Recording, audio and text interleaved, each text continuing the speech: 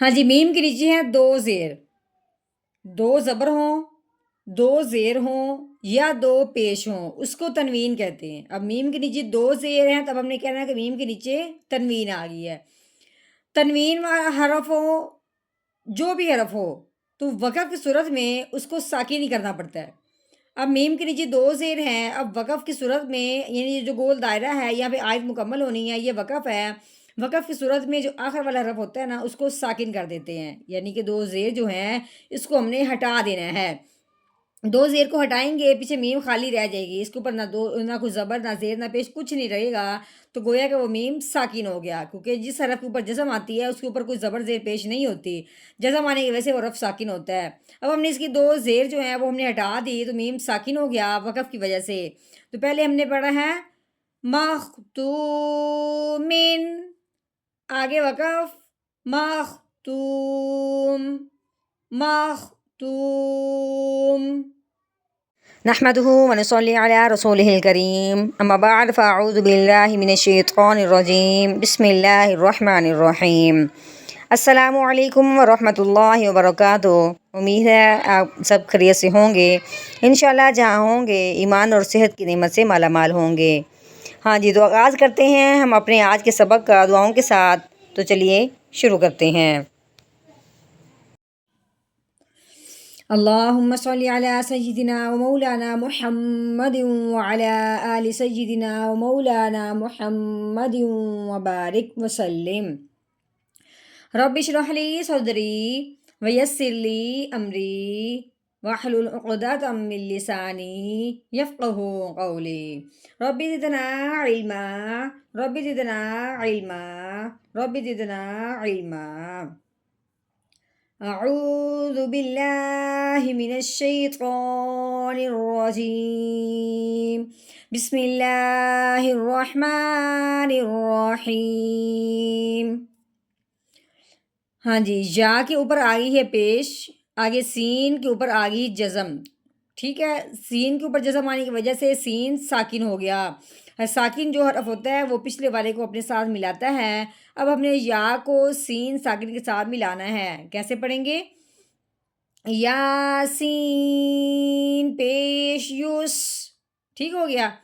قوف کے اوپر آگے زبر، آگے واؤ کے اوپر جزم آنے کی وجہ سے واؤ ساکن ہو گیا، جو واؤ ساکن ہونے کی وجہ سے اب ہم نے قوف کو واؤ ساکن کے ساتھ ملانا ہے۔ یہاں ایک اور بات سمجھنے والی ہے کہ جب واؤ ساکن ہو اور اس سے پہلے حرف پہ زبر آ جائے، واؤ ساکن ہو یعنی کہ واؤ کے اوپر جزم ہو، واؤ ساکن ہو، اس سے پہلے حرف پہ زبر آ جائے، تو پہلے والا حرف واؤ ساکن کے ساتھ ملاتے ہوئے نرمی کے ساتھ پڑھیں گے، نہ تو جھٹکا لگائیں گے نہ ہی لمبا کر کے پڑھیں گے۔ کیسے پڑھیں گے؟ قوف واؤ زبر قو، یوس قو۔ ہاں جی، نون کے اوپر آ گئی زبر، نون زبر نا، یوس قونا۔ میم کے نیچے زیر ہے، آگے درمیان میں نون ساکن ہے، لیکن اس کے آگے را مشدد ہے، را کے اوپر شد آ گئی ہے۔ جب ساکن اور مشدد حرف یعنی جزم اور شد دونوں درمیان میں ایک ساتھ آ جائیں، پھر جو ساکن والا حرف ہوتا ہے اس کو چھوڑ کے اگلے شد والے حرف کے ساتھ ملا دیتے ہیں۔ اب ہم نے میم کو را مشدد کے ساتھ ملانا ہے، نون کو نہیں پڑھنا۔ کیسے؟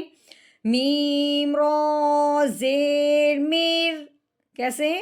میر، را کے اوپر زبر لگی ہوئی ہے، را زبر را، میر را۔ یہ ہا کے نیچے زیر ہے، یا ساکن ہے، یا کے اوپر جزم آ گئی، یا ساکن ہو گیا۔ ساکن یا ہے جس کی وجہ سے اب ہم نے ہا کو یا کے ساکن کے ساتھ ملانا ہے، ٹھیک ہو گیا۔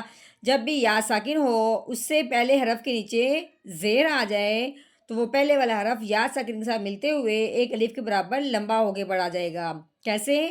حا یا زیر حی، میر رحی۔ قوف کے نیچے دو زیر، دو زبر ہوں، دو زیر ہوں یا دو پیش ہوں، اس کو تنوین کہتے ہیں۔ آگے میم کے اوپر آگئی شد، اب ہم نے قوف کو میم کے ساتھ ملانا ہے اس شد کی وجہ سے، ٹھیک ہے، کیونکہ شد والا جو بھی حرف ہوتا ہے پچھلے والے حرف کو شد والے حرف کے ساتھ ملا دیتے ہیں۔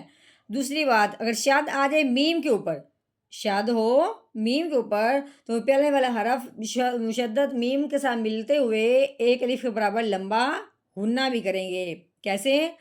क़ाफ़ मीम दो ज़ेर क़िम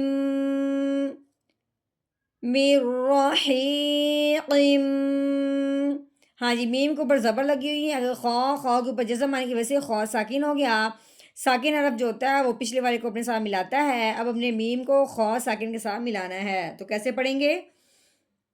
मीम खौ ज़बर मख, ठीक है।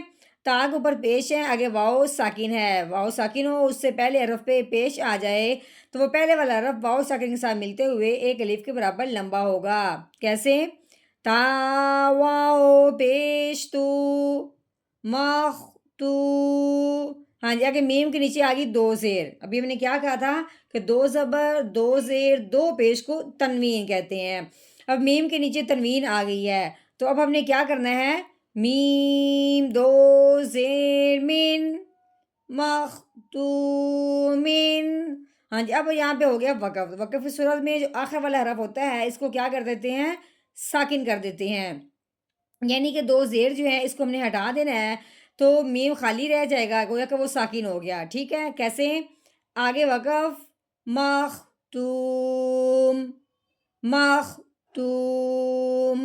हाँ जी, मुकम्मल आयत का अब हमने किया है तोड़। अब हमने मुकम्मल आयत का जोड़ करना है, यानी कि रवानगी के साथ पढ़ना है। अब हमने ये तो पढ़ लिया कि किसको किसके साथ मिलाना है, उसको मिलाने की वजह क्या है, क्यों लंबा करना है, लंबा करने की वजह क्या है। तो अब हमने रवानगी के साथ पढ़ना है, तो कैसे पढ़ेंगे? युस्क़ौना मिर रहीक़िम मख्तूम। युस्क़ौना मिर रहीक़िम मख्तूम।